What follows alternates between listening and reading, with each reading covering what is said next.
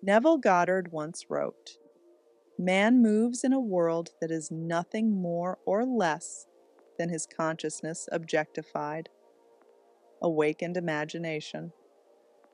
That single sentence contains the entire mystery. Life, with all its twists and turns, victories and defeats, joys and heartbreaks, is nothing but the outward dramatization of your own inner awareness. And this is why I call it the game of awareness. A bit of wordplay on Game of Thrones, one of my favorites. But instead of kingdoms and swords, the battle here is within consciousness. It is not rival houses fighting for power, but states of awareness contending for the throne of your mind. Whoever sits upon that throne rules your world. Because whether you know it or not, whether you like it or not, you are playing it every moment of your life. You are always in the game. Awareness does not wait for you to start playing. It is not optional. It is the very ground of existence itself. Yet here is the paradox. While it is the most serious thing in the world, life, death, love, poverty, wealth, it is also meant to be experienced as a kind of game, a drama, a play, a story in which you, as awareness, are both author and actor. Neville himself insisted, "The drama of life is a psychological one, and the whole of it takes place in the imagination of man." The power of awareness. This is the foundation of our work here. This channel is not about tricks or gimmicks. It is about seeing life as it truly is, a game of awareness. And when you see that, you become free. So let us begin where Neville always begins, with awareness. In The Power of Awareness, he writes, "Consciousness is the one and only reality." Think about this carefully. Neville is not saying consciousness influences reality. He is not saying awareness is a contributing factor. He is declaring, without hesitation, that awareness is the one and only reality. Everything you experience, your relationships, your bank account, the health of your body, the events of your day, is nothing more than awareness taking form.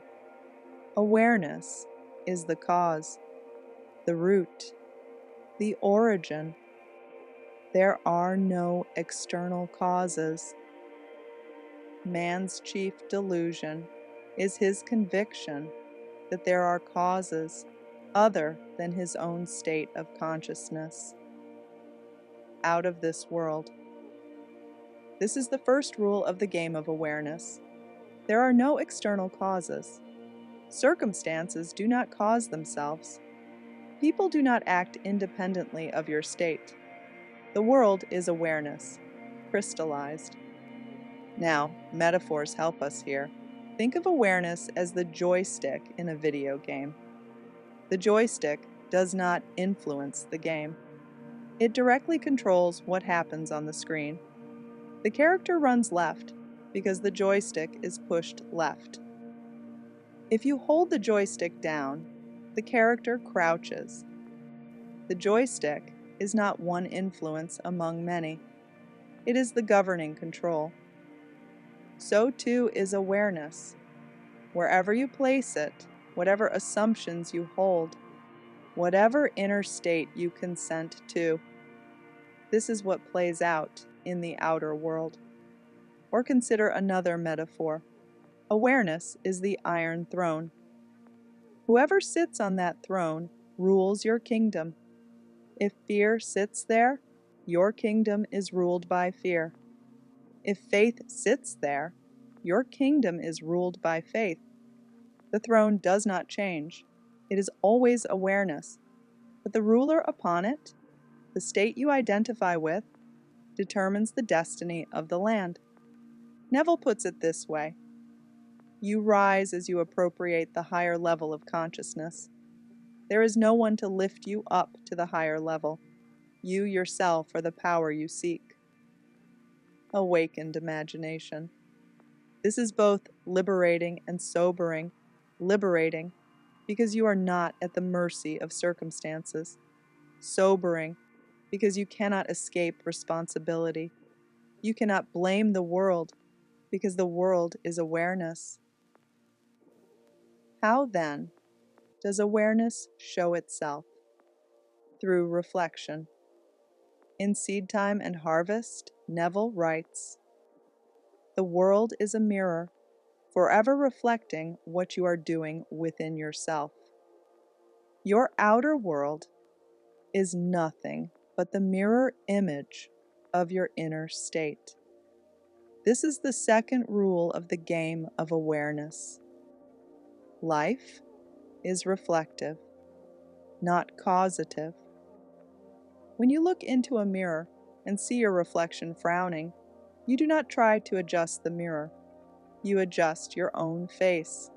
So too with life. If your world is frowning at you through rejection, lack, or difficulty, do not waste energy adjusting the mirror.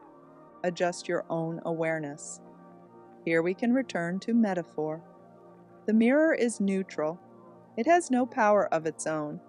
It simply reflects whatever stands before it. In the same way, your external life has no independent power. It only reflects the state of consciousness you presently occupy. Think of it this way. You are in a dream simulation. The world responds precisely to the script of your inner state. If you assume you are unloved, the characters in your dream behave as though you are unloved. If you assume you are chosen, they behave as though you are chosen. Neville captures this beautifully in Feeling is the Secret. The world, and all within it, is man's conditioned consciousness objectified. This is why circumstances cannot be the cause. They are reflections, mirrors, shadows. The cause is always your own awareness. To shift the reflection, shift the state. Now, why call it a game? Neville himself used playful language. He described the drama of life, the play of imagination, the psychological stage upon which awareness acts. He wanted us to see that while the stakes are indeed everything, the mode of engagement can be playful. In The Power of Awareness, he wrote, "Life is a play, and everyone is an actor in the drama." When you understand that life is a game, you stop taking circumstances so personally. You begin to see them as moves, plays, roles on a stage. Here's the third rule of the game of awareness. Play it consciously. Let's use a chessboard as a metaphor. Every assumption is a move. If you assume fear, you've moved your pawn into danger. If you assume faith, you've positioned your queen to win. The game is serious. Every move matters, but it is also playful. You are free to strategize, to experiment, to learn from each move. Or, return to our throne's metaphor. The iron throne of your awareness is always occupied. Who sits there today? Fear? Doubt? Faith? Joy? Whoever sits there rules the realm, and the realm obeys. Now, in the spirit of fun, imagine that every doubt you consent to is like summoning a white walker into your kingdom. Cold, lifeless, intimidating. But when you bring the light of awareness, the fiery faith of imagination, the white walker shatters like glass. This is the paradox. It is both deadly serious and deeply fun. It is serious because it shapes your destiny. Awareness governs health, wealth, love, every aspect of your life. But it is playful because you are free to choose your moves, free to create new plays, free to experiment with awareness itself. As Neville writes in Awakened Imagination, man is all imagination, and God is man, and exists in us and we in him. The eternal body of man is the imagination, that is God himself. What greater adventure could there be than to play God, to take up the role of the Creator and discover your imagination is the power behind all things. If there is one principle that separates those who merely dabble in this teaching from those who master the game, it is this: circumstances do not matter. Neville is unequivocal on this point. In Feeling is the Secret, he declares, man is all imagination. Therefore, man must be where he is in imagination, for his imagination is himself. Circumstances are nothing but the echo of past states. They have no life of their own. They cannot persist once you withdraw awareness from them. Do not waste one moment in regret, for to think feelingly of the mistakes of the past is to reinfect yourself. Feeling is the secret. The moment you place your awareness in a new state, the old circumstances begin to wither. Like shadows cast at dusk, they may linger briefly, but they are already undone. Here is the fourth rule of the game of awareness: circumstances are powerless. To illustrate this, let us return to metaphor. Imagine your limiting beliefs as the Night King of your story. He commands an army of past circumstances, marching them toward you like frozen inevitabilities. You see lack, rejection, or illness, and it seems unstoppable. But in truth, the Night King has no power of his own. He is only animated by your belief in him. And just as in the story, the instant a blade of light pierces him, the entire army shatters. In the same way, the instant you pierce your circumstance with the light of a new assumption, the entire host of problems collapses. Neville makes this clear in The Power of Awareness. Man is free to assume whatever state he pleases, and the state assumed has reality only to the extent that man occupies it. In other words, circumstances matter only to the degree that you grant them reality. Withdraw your attention, and they vanish. Occupy a new state, and the world must mirror it. Now, if life is a game of awareness, then what are the moves? Neville gave us several powerful techniques, but they are not tricks. They are strategies of awareness. They are the means by which you shift states and therefore shift worlds. Let us examine 3 of the most central. Move 1. Living in the end. In The Power of Awareness, Neville instructs, assume the feeling of the wish fulfilled and continue feeling it until that which you feel objectifies itself. This is perhaps his most famous teaching. To live in the end is to occupy in imagination the state you desire, as though it were already true. It is not about hoping or wishing. It is about assuming. Just as in a game of chess, you place your piece where you want it, not where you fear it may end up. To live in the end is to sit on the throne of your desire now, to rule your inner kingdom as though the wish were already fulfilled. Move 2. Revision. Neville called revision the pruning shears of imagination. In Awakened Imagination, he explains, change the image, and you change the condition. This is the power of revision. Every day is filled with moments that either align with your desire or oppose it. Revision allows you to rewrite the script of the day so that it conforms to your chosen awareness. This is like correcting a move in the game. If you make a poor move in chess, you learn from it and play differently next time. With revision, you do not merely learn, you rescript the very event. You declare in imagination that it happened differently, and the outer world conforms. Arya Stark in Game of Thrones is a fitting metaphor here. She revises identities, wears new faces, changes the outcome of events through her imagination. Revision is the same mystical skill applied consciously. Move 3. Feeling is the secret. Neville insists repeatedly that feeling is the engine of creation. In Feeling is the Secret, he writes, "It is not what you want that you attract. You attract what you believe to be true." To feel the wish fulfilled is to consent emotionally to its reality. Words alone are not enough.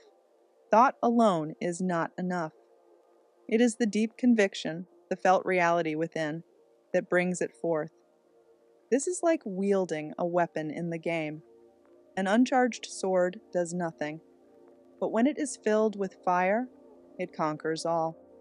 Your feeling is the fire that animates the move. Now, we arrive at the heart of it. To play the game of awareness consciously is one thing. To master it is another. Neville explains the path of mastery in The Power of Awareness. Change your conception of yourself, and you will automatically change the world in which you live. This is the ultimate move, the shift of identity. When you stop seeing yourself as the beggar at the gates of life, and instead as the ruler upon the throne of imagination, everything changes. The master player knows. Circumstances are powerless. The world is a mirror. Every assumption is a move. Feeling is the engine. Awareness is the throne. The master player lives not by reaction but by creation, not by complaint but by decree. Here, the metaphor of the Iron Throne returns. Most people live as though their throne were occupied by accident.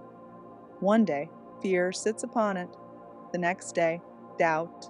The next day, hope. They do not realize they may choose who rules.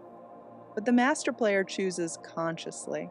He seats faith on the throne, love on the throne, wealth on the throne, and the kingdom reflects it. Or again, think of the joystick. The ordinary person believes the game is moving on its own, that circumstances push them this way and that. The master player knows the joystick is always in their hand. They move deliberately. They choose their direction. This is mastery. Neville himself affirms, "Man is all imagination, and God is man, and exists in us and we in him. The eternal body of man is the imagination, that is, God himself, awakened imagination." To master the game is to realize you are not a pawn on the board. You are the player of the entire game. And so, we return to where we began, to the truth that life itself is the game of awareness. Every move you make is an assumption. Every reflection you see is a mirror. Every circumstance is but the shadow of an old state. Awareness alone is cause, and imagination alone is power. It is deadly serious because everything in your life depends upon it, and it is playful because you are free to experiment, to move, to revise, to assume, to feel. This is why Neville's words are not to be read as abstract philosophy. They are practical instruction for playing the game of life. In Out of This World, he assures us, the future will be the same as the present if there is no change of consciousness. But if there is a change, the future will differ from the present as greatly as the present differs from the past. This is the invitation. Change your awareness, and you change your world. But there is one more layer to this mystery. For to understand the game fully, you must see that the world itself is a dream. Neville declared, "This world is a dream, and we, the dreamers of the dream." Awakened imagination. And that is where we go next. In my next lecture, we will explore why life is not merely like a dream. It literally is a dream. And once you see this, you will begin to play with a freedom you have never known. For now, remember the rules of the game. 1. Awareness is the only power. 2. The world is a mirror. 3. Play consciously. 4. Circumstances do not matter. 5. Become the master player. This is the game of awareness, and you are always playing.